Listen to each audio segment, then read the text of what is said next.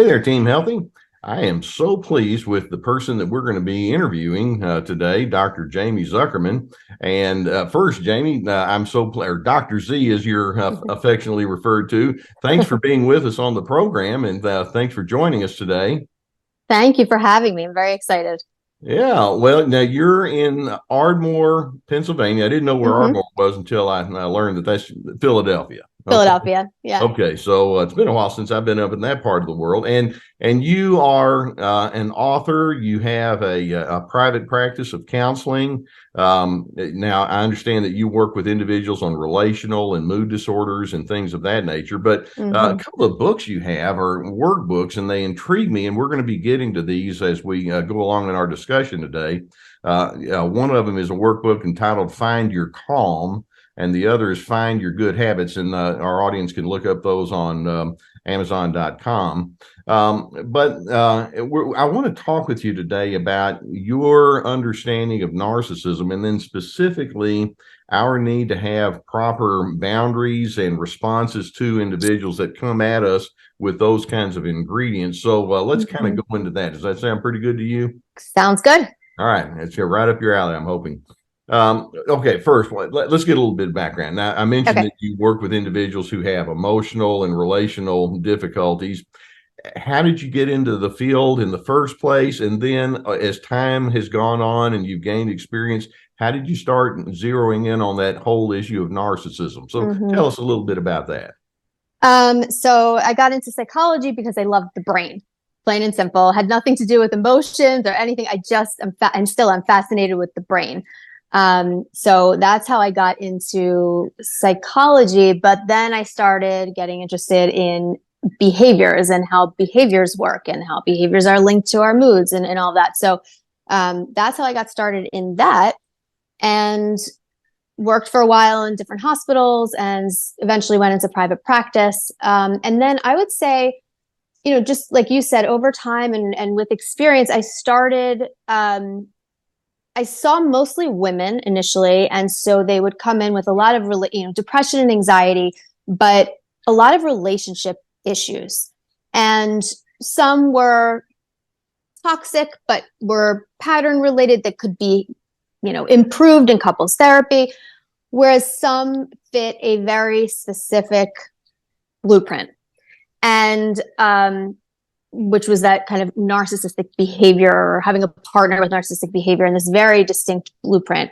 And I just, I felt that there wasn't a lot out there at the time from like a very hands-on perspective.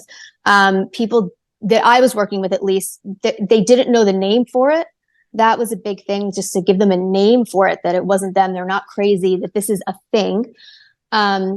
Giving them a name for it and giving them this roadmap to follow so that they felt empowered. And I found that so many, and again, particularly women, but not just women, they just felt so helpless and hopeless and no direction of how to deal with this. And it was so chaotic and they felt so lost. And so that's kind of, I felt a pull to help them through that, because it's, I say this to everybody, it's probably one of the most difficult things that they'll deal with and ever go through. And at the same time, when you have that point, and I'm sure you've seen this a million times, when they get it, there's this moment of this like light bulb moment. And Moment, the light bulb. The aha moment. And it's one of the few therapy processes, I don't know what I'm trying to say, where you actually see that. Like with depression and anxiety, it's kind of gradual, it's over time. Maybe not so much with a phobia, but like it's gradual over time. But with this, there's that distinct moment where they get it. And I found that to be, I hate saying interesting because it's such a tough topic, but I found that to be the most interesting thing. And I knew that there was a point that people could get to that would mean they're going to be okay. And I think as a psychologist, that helped me work with them. Dr. Zuckerman, one of the things, and when I would also treat people with mood disorders, and particularly when you're talking about depression and anxiety, like you're saying, almost inevitably there is a suppression element that goes on. The individual who's struggling with that emotion has tension, frustration, question marks, and they want to say something about it, but I don't know if it's going to get me anywhere good. And so they wind up, holding back. Yeah. And one of the things I've mentioned about narcissism is that they want to empty you of yourself and fill Oh, you yeah. with them. And so it's to their vested interest to keep you from feeling like you have a voice. That's right. That's right. And so that empowering moment is so important, particularly for this. And for them to see, hey, wait a minute, that's what's going on. Okay, Mm-hmm. so now when we talk about the narcissist, and you mentioned it's its own unique brand of difficulty, what is it that makes that narcissist so susceptible to being dismissive towards that person that's right there in front of them? It's power and control. It's this need to, as you said, kind of drain your resources, your internal resources, your external resources, and just have this total control over you and access to your thoughts even when they're not present, access to your emotions even when they're not present. To give them that sense, one, they feel entitled to it, right? You're their property, you're their object. So they feel entitled to that. You don't have separate opinions. You don't have your own emotions. You have what they create for you. You have the narrative that they're going to give to you. And so with that mindset, that's the only way they're going to approach you, because if you have anything of your own, then they have to confront their own stuff, and they're not going to do that. That's highly threatening to them, isn't it? Yes. Yeah, and I appreciate you making this point or this distinction, because it's so easy for the individual who's on the receiving end of the narcissist dominance and control, like you say, to think, well, what did I do? Right. And what I'm hearing you say is, well, you showed up, because they already have that inclination on the inside. But that leads to another question, though. And that is, if you have been on the receiving end of this narcissistic domination and these individuals are wanting to run roughshod, what is it on the inside of the recipient that makes them disinclined to kind of do what is necessary right up front, so that they're not going to get down in the ditch with that narcissist? Yeah. So in the beginning of these relationships, even friendships, coworkers, it doesn't even have to be an intimate partner. It doesn't look like that in the beginning. So we could have all the information in the world, but we're still susceptible to it because it doesn't look unhealthy. Now, if you, and I almost look at it as preventative medicine, why I talk about it, because it does look different, but it doesn't look bad. That's the problem. It doesn't look unhealthy. And it makes you feel really good. So why wouldn't you want to engage with somebody who tells you you're amazing, makes you feel special, makes you feel smart, makes you feel beautiful, is taking you places and introducing you to things. And, the other thing I like to say is there's this misconception that weak people go for narcissists. And that's not always true. Narcissists routinely go for people who are successful, who are in the limelight, who have something that they can take and knock them down, right? As a result of taking this from them. So it's not like it's somebody who has no backbone and can't say no. It's people that, that are confident. This sounds kind of strange to put it this way. Part of the problem that you can have is you don't think like a narcissist. Correct. And as a result, it's like, well, if you're going to be cooperative with me and helpful, then I like doing that too. And so you just kind of go with the flow. And then that begs another question, and that is, does the narcissist know exactly what they're doing? Or do they realize they're going to exploit you? So I know there's a whole bunch of different ideas on it can be a nature nurture kind of thing, but I think it's bigger than that. I do too. So I think, in the beginning, I do believe there's a part of them that truly looks at you as this amazing, incredible, phenomenal person, soulmate, best person they've ever met in their life. And they idealize this, but they put them on such a pedestal, right? because it makes them feel good that they were able to I capture can this use me some person. of that. That's how they're Yeah, thinking. right, Yeah. right. But that's what I'm saying. I mean, if somebody's telling me, you are the most amazing woman I have ever met, I am. Tell me more. Like, it Yeah. feels good. Yeah. But what happens is when they put you up so high, you can never live up to these unrealistic expectations that they have. Um, and then you could blink wrong, right? You could not call them back in what they view as a timely fashion. And when that happens, then you're going to be punished. And that's where I think the awareness of what they're doing comes into play. I don't necessarily think that not all. I think sometimes it's more about how to gain power and control over you, and however you respond to it, whatever you go through, well, that's on you. Okay. One of the things you can, in fact, what I tell folks is if they're thinking, well, is this person a narcissist or what? I'll tell them, well, watch how they respond to conflict. Mm-hmm. Because in just like you said, they want control. And as long as you're flowing with me, hey, I'm great. Great.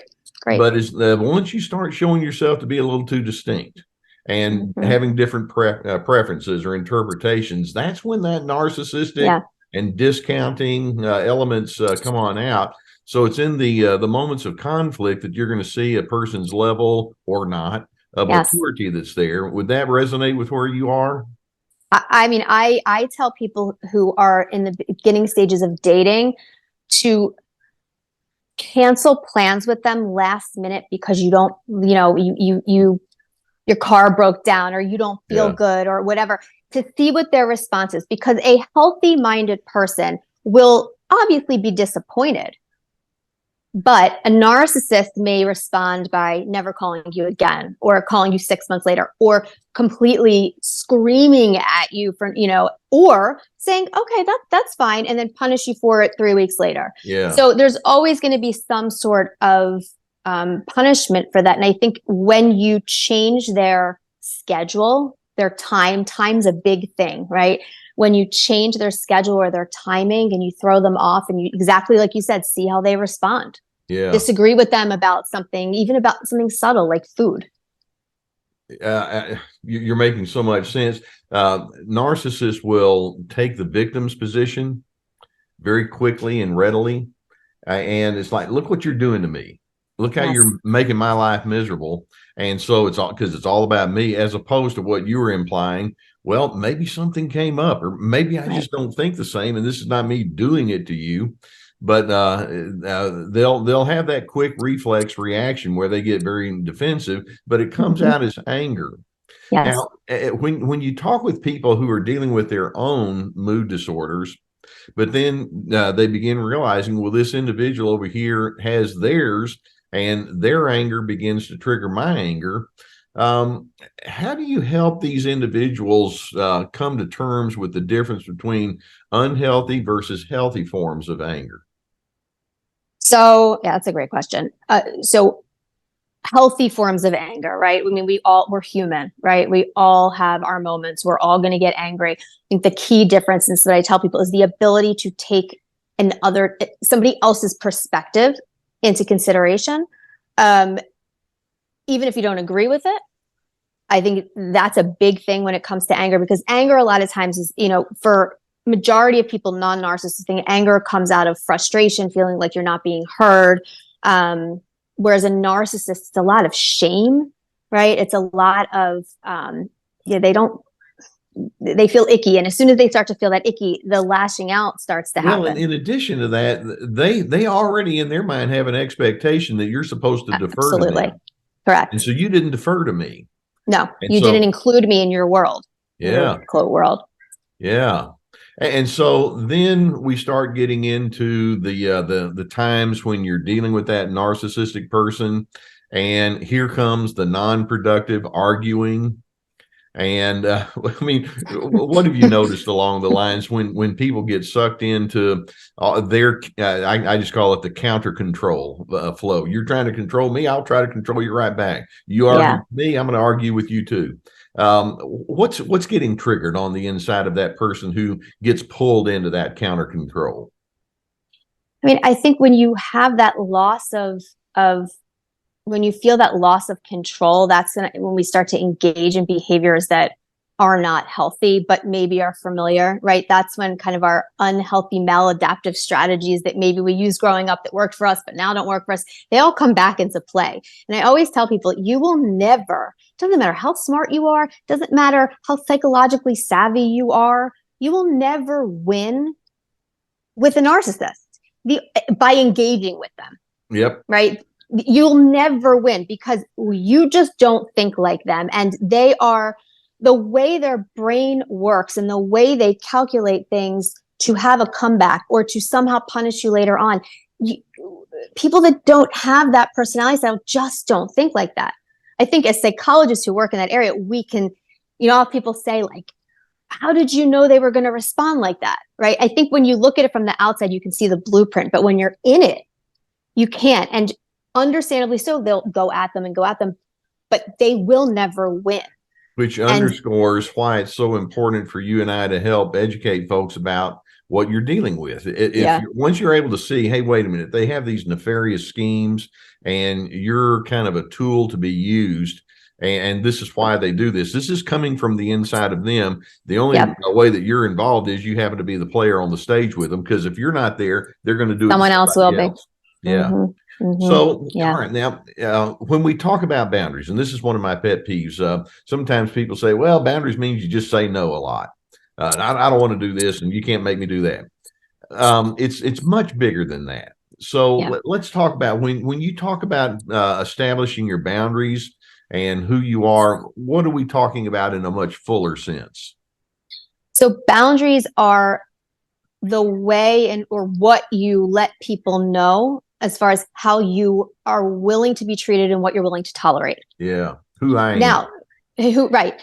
But here's the thing, and I think this is where people get confused. Just because you set a boundary doesn't mean that the other person's going to abide by that boundary. And so all people come in and say, I set a boundary and it didn't work. Well, why didn't it work? Because they still did blah, blah, blah, blah, blah. But that's not the goal of a boundary. 100% correct. Yeah. Yeah. Because a narcissist isn't going to, I take that back. They're not going to respond to your boundaries in the way they think, but you can set, and this is what I work with people on, is setting very creative types of boundaries in very creative ways so that they can walk away from the situation feeling empowered, at peace, at ease, less anxious, whatever the case may be, regardless of what the other person does. It's not just saying no. It's sometimes saying, writing a sentence that has 3 words in it instead of writing a novel in a text message. The way I would tell folks is, when you establish your assertiveness, when you establish your boundaries and you say, here's what it is and this is what it means, how many times does that narcissistic person come back and say, hey, great point? Right. It's not going to happen. It's not going to happen. Boy, I sure do appreciate that perspective. No. And so because they won't say that, they come back and tell you and me, well, it just didn't work. Right. Well, it works if you're going to stand firmly on what you are and what you believe. You're going to follow through, and it would be nice if they would like it and praise you for it and mean it. But if they don't, then it's because that's where they are. That's what they carry on the inside of themselves. But if they do praise it, there's a reason. Even right. It's not right. It's not a genuine, I'm so proud of you. It's not that. And the other thing too, that I think is one of the most important things with boundaries is, I tell people to start super small. So almost insultingly small, because the worst thing you can do is set a boundary but then not set it the next time. Because as soon as you have inconsistent boundaries, we call it intermittent reinforcement, just a fancy way of saying, right, inconsistent, you end up creating more of the behavior that you're trying to get rid of. And I'd rather somebody set the tiniest boundary than set something, but then the next time maybe they didn't sleep because the narcissist kept them up all night, or they don't feel good because they're physically sick all the time and they just don't have the energy or mental energy to set that boundary again. It's not even just about losing credibility. You literally increase that behavior that you're trying to get rid of. I give you an illustration. I was talking to a man in this case whose wife was just constantly, the consummate nitpicking and on his back, and you have to do things my way and bossy and all of this. And I guess it was a weekend morning. He was saying, well, I need to run to the store real quick, and I just have one little thing I have to pick up before I go on with the rest of the day. And her comment was, well, let me go with you. And he explained to me, well, what that means is I'm going to go jump in the shower and get dressed and put on my makeup. And he said, by the time she does all of that, I could have been there and back and been doing some other things. So I said to him, well, the next time she does that, why don't you just go ahead and run the errand? Just leave. And he just looked at me like, Carter, what a genius you are. Right. Because it doesn't occur to them. I've got to convince them. Yeah. And I've got to get their concurrence. And it's like, well, actually, if what you're doing is sane and ethical and moral and responsible, right. Do you really have to convince that person? And that's what you're talking about. Sometimes it's just in those little small things. Yeah. Okay. Now, that's a really good example. Like that one. I had another one. And this lady, same kind of thing. She was talking about how she wanted to. Her parents lived 2 hours or so away, and they always insisted over the holiday season she needed to come to their house on December the 24th and stay until January the 1st.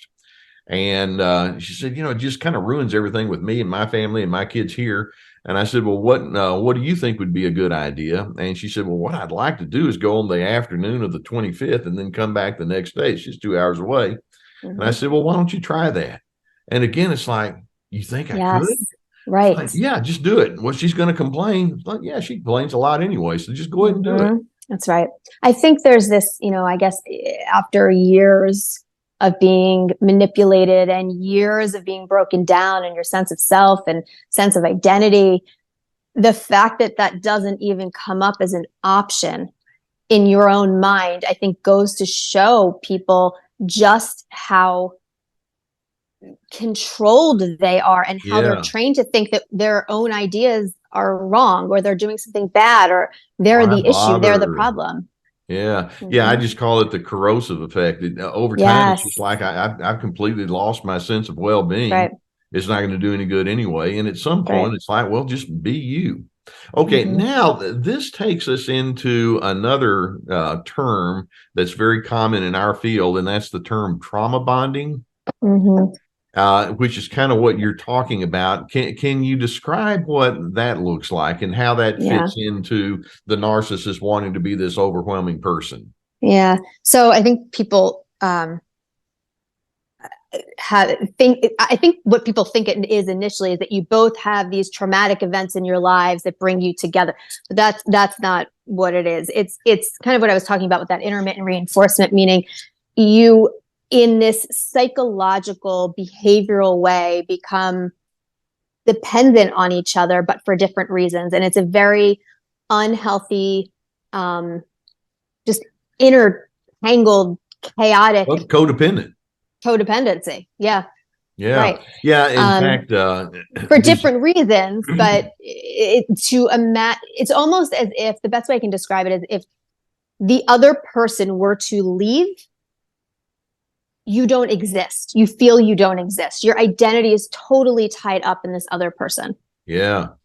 Yeah. It's like, well, I'm counting on you to respond so that I can be okay. And the other person's like, well, I'm kind of doing the same thing in reverse. Exactly. And so you wind up having this unspoken agreement. That's what we do. And it's in its own sick kind of way. Yeah.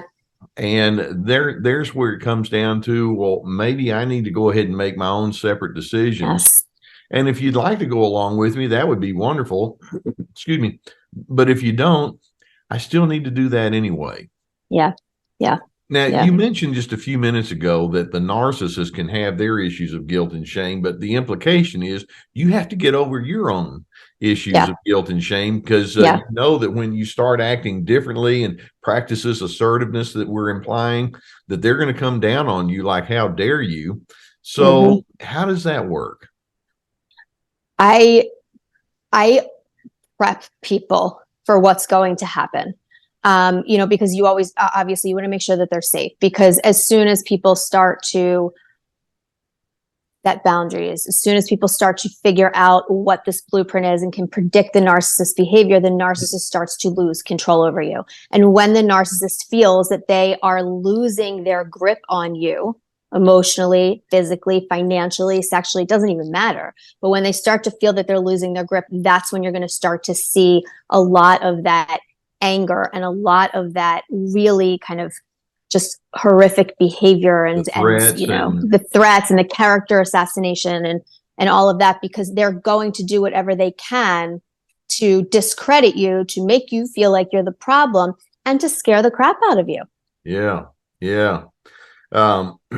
Okay. Now, implied in everything that you and I are talking about is, if we're going to be able to stand up to that narcissist and make our own way, and sometimes it may require exiting a relationship, or if you're not able to do that for whatever extraneous reasons, greatly limiting some of your exposure, you need to be pretty certain about who you are from the inside out. Yes. And we want to have that sense of strength and well-being, and that's where I want to go back to your the books that you've written, the workbooks, Finding Your Calm, Finding Your Good Habits. And I'm making the strong assumption that you didn't write those books just for just average run-of-the-mill kind of things. It's like, no, I need to, because unfortunately there are other individuals who don't want me to be in a calm position and who do lead me towards bad habits. So talk about that inside out kind of approach towards being able to make some inroads with that narcissist. Yeah. So and we had talked about this before, but when people say, okay, well, how do I do this, right? How do I set a boundary? How do I say no? And my response is similar to yours. Well, you just say no, right? You just leave when they're in the shower. The behavior is behavior, right? But there's a reason why it feels like it's like climbing a mountain, because of all this internal stuff that you need to sift through in order to do it. So I tell people to start small for this reason, but I also tell people, and this is what the book focuses on, both books actually focus on, if you wait to feel ready, if you wait until you feel better, you're going to be waiting forever. The only way that mood shifts and the only way your thinking is challenged is to give yourself a new experience, which is that new behavior.